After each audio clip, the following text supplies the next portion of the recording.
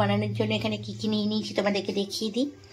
এখানে নিয়েছি আমি 1 কাপ ময়দা, 1 কাপ সাদা তেল, একটা কমলা লেবু, আর নিয়েছি এটা হচ্ছে মিল্ক মেড, একটা ডিম, গুঁড়ো চিনি আর ফুড কালার। তো চলো কি প্রসেসে করছি তোমাদেরকে সেটাও দেখিয়ে দিই। প্রথমে একটা পাত্র নিয়ে নিলাম, একটু এরকম ধরনের উঁচু কানা উঁচু পাত্র নেবে। দিয়ে প্রথমে আগে আমি ডিমটা এর মধ্যে ফেটিয়ে নেব। তো এই হ্যান্ড ব্লেন্ডারটা দিয়ে এটাকে আমি ভালো করে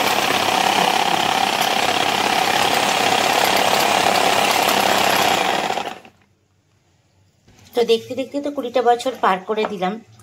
তার জন্য আজকে নিজের হাতে তোমার দাদাভাইকে খুব কিছু একটা মানে সারপ্রাইজ কিছু একটা দেওয়ার চেষ্টা মানে ইচ্ছে করলো, কারণ অনেকটা বছর একসাথে পার করলাম।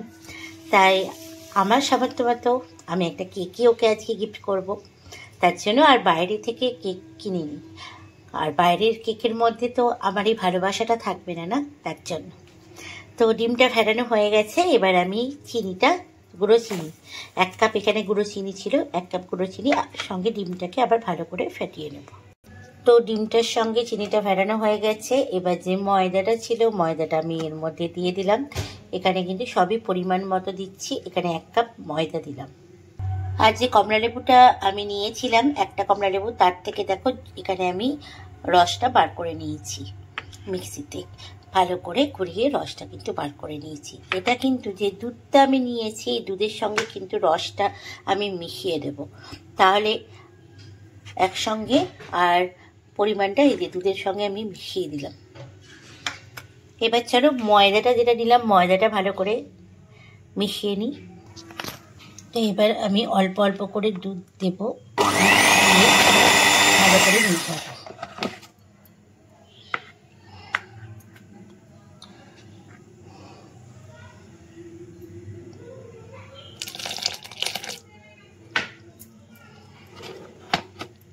এবার কিন্তু আমি মিল্ক মেডটা এর মধ্যে দিয়ে দেবো। মিল্ক মেডে কিন্তু একটা আলাদা টেস্ট হয়। মিল্ক মেডটা আমি এখানে দিয়ে দিলাম।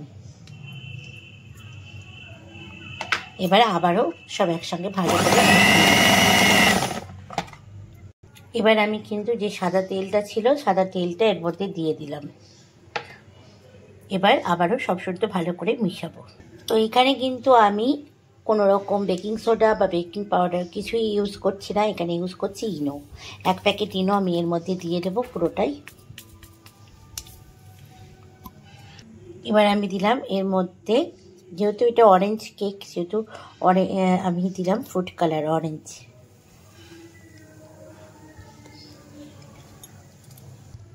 এবার আমি দিব ভ্যানিলা এসেন্স। ভ্যানিলা এসেন্স দিলে পারে গন্ধটা তো দারুণ বেরোবে, ওটা খরমমো করবে। এবার সবাই জানতে পারবে যে আমার বাড়িতে কেক হয়।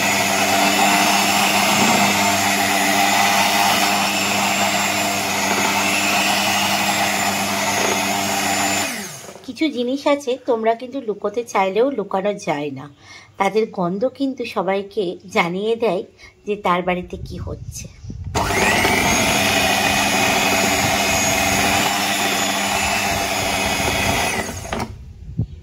তো কেকের ব্যাটারটা আবার ভালো মতো রেডি হয়ে গেছে দেখো। এবার যে পাত্রে কেকটা করব সেই পাত্রে এবার এটাকে সেই পাত্রে ভালো করে একটুখানি তেল বুলিয়ে এটাকে ঢেলে দেব। তো এই পাত্রের মধ্যে আমি কেকটা করব। এখানে আমি সাদা তেল ভালো করে আগে পাত্রের মধ্যে বুলিয়ে নেব ভালো করে। এবার একটু পাত্রটাকে এইভাবে ড্যাপ করে নেব। আর ওপর থেকে আমি ড্রাই ফ্রুটস দিয়ে দিলাম।